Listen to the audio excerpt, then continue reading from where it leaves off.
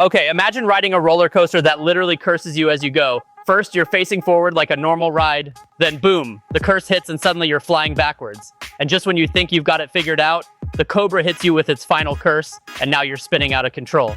Yep, that's Cobra's curse at Busch Gardens Tampa Bay. What's up, guys? It's Matt Machine back with another coaster review, and today we're talking about one of Busch Gardens Tampa Bay's most unique rides, Cobra's Curse. This isn't your typical coaster. It's a mix of storytelling, theming, and some family-friendly thrills that make it stand out in a park full of giant roller coasters like Iron Gwazi, Shakra, and Montu.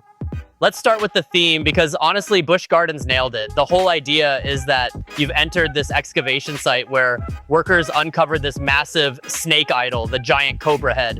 And instead of bringing treasure, it's brought a curse. The ride actually builds that story from the queue, where you're surrounded by hieroglyphs, artifacts, and even some creepy snake animatronics slithering around. By the time you get to the station, you feel like you're about to be part of the curse yourself.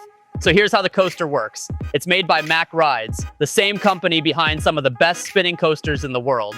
It kicks off with a vertical lift. Seriously, you go straight up while staring at that giant cobra head looking right at you.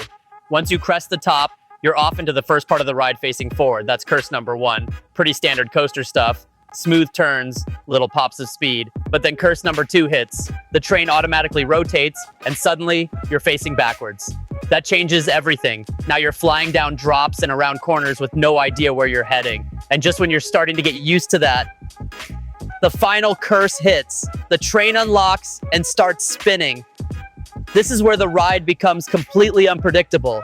Every ride feels different. Sometimes you spin gently, sometimes you're whipping around like crazy. It all depends on the weight distribution of your car. That randomness honestly keeps Cobra's Curse fresh every time you ride.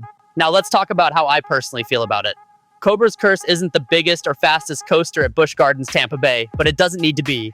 This is what I'd call the perfect family coaster. No inversions, nothing too extreme, but still enough excitement to make you laugh, scream, and want to go back for another ride. I love the theming. I love the way the curse evolves during the ride, and I think Mack Rides did a fantastic job making this both approachable for kids and fun for adults. My only real knock on Cobra's Curse is that for thrill seekers who want something as intense as Iron Gwazi or Shakra, it's not going to blow your mind. That's why I'm giving Cobra's Curse a 6.5 out of 10.